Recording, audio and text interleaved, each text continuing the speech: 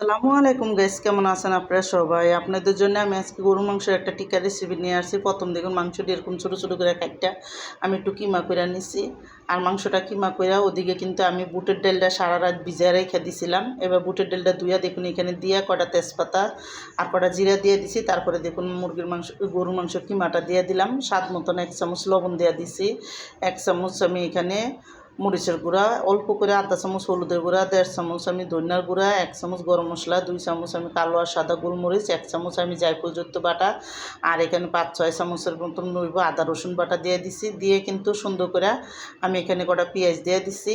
আর এখানে আমি দেখুন সব কিছু দিয়ে সুন্দর মতন পানি দিয়ে এখন আমি এই ডালটারে সুন্দর করে সিদ্ধ করবো। যখন বলক আইছে এবার চুলার আঁচ কমায় কমায় আমি কিন্তু ডালটা সুন্দর করে এই মাংসটার সাথে এটি ডালটা গলা পর্যন্ত আমি সুন্দর করে একটু করে নিব। আর এখানে দেখুন কটা শুকনো মরিচ দিছি আমি সাথে দিয়ে কিন্তু যখন পানিটাকে শুকায় গেছে তারপরে নামাই দিছি। নামাইয়া আমি কিন্তু দেখুন এই ব্লেন্ডারের ভিতরে নিয়ে এখন ঠান্ডা করে আমি এটারে করে নেব, ব্লেন্ডার করে নিব। তো আমি অর্ধেকটা দিয়ে একটা ডিম দিয়ে দিব, ডিমটা দিয়ে আমি একসাথে ব্লেন্ডার করে নিব। তো আমার এই কাবাবের টিক্কার রেসিপিটা যাদের পছন্দ তারা লাইক সাবস্ক্রাইব দিন, প্লিজ আমার ভিডিওটা বেশি বেশি শেয়ার করে দিন আর সাবস্ক্রাইব করে দিন। আর এইভাবে গরু মাংস টিক্কা বানায় দেখেন অনেকই মজা লাগে। তো আমি কিন্তু দেখুন এদিকে টিক্কাটি সুন্দর করে করে নিছি, মানে কিমাটা করে নিছি পুরা করে ভালো করে ম্যাশ করে বাটার মতন একটা পুরো সুন্দর মতন করছি। করে বাদ বাইটাও আমি এখানে কিন্তু ব্লেন্ডার করে নিব। তো ব্লেন্ডার করে তারপরে কিন্তু আমি আপনাদের আরও বাদবে কী করবো ওটা আপনাদের দেখাইতেছি।